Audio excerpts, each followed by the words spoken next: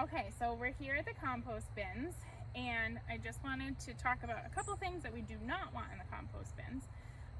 One is very large clumps of dirt, just because it fills up the bin and they're kind of heavy, so it creates extra work to have to turn it from one side to the other. So if you do have roots with a bunch of soil on it, then you can just try and shake the soil out at your site and then leave the dirt on site, and then just bring the roots over to compost. And then boards, of course, definitely anything man-made, but just like woody stuff in general, not going to decompose fast enough for what we're trying to do here.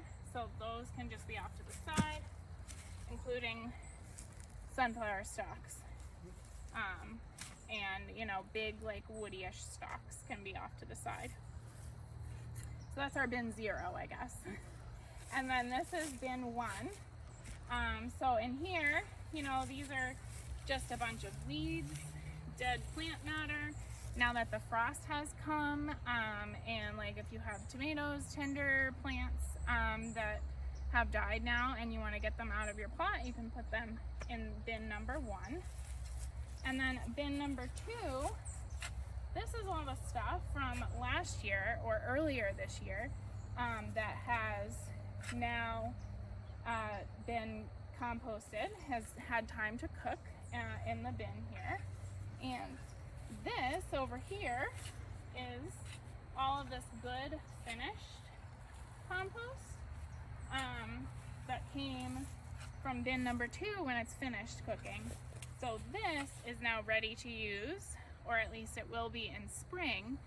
So it'll be ready to use in your garden beds in spring.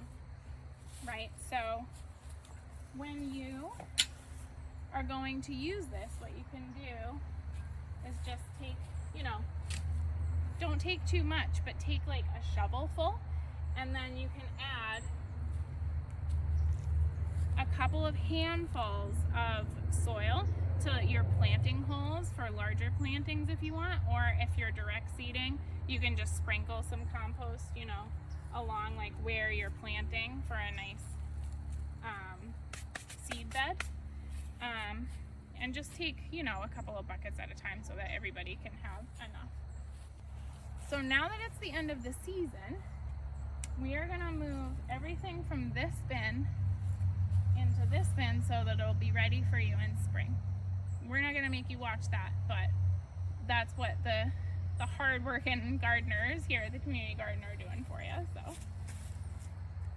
all right, so we just moved everything that was left in this middle bin right over to this bin now. And so this is not 100% cooked, but by spring it is going to be just perfect. So we don't want to add anything new to this, because this is like nearly perfect and ready to go. We don't want to reset the clock. So we're just going to let that sit. We'll put some pallets over it so nobody's tempted to add to it, and that is just going to sit and cook all winter. Now we're going to take all of this material from this.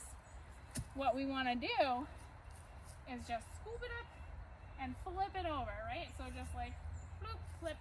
This stuff that's on the top is going to now be on the bottom. What's on the bottom is going to be on the top, and that's just going to mix it all in, and all those good microbes are going to go munch, munch, munch and eat all of this stuff and turn it into beautiful black compost. All right, so we've just moved everything that was in this bin into this bin, and I would like to show you how you can pitch in and help turn it. So we want to keep all of this material that's in here in this bin. We don't want to move it from this bin to that bin or from this bin to that bin. We are just going to take a quick forkful and just move it over. Just like lift a little bit up and just move it to a different place.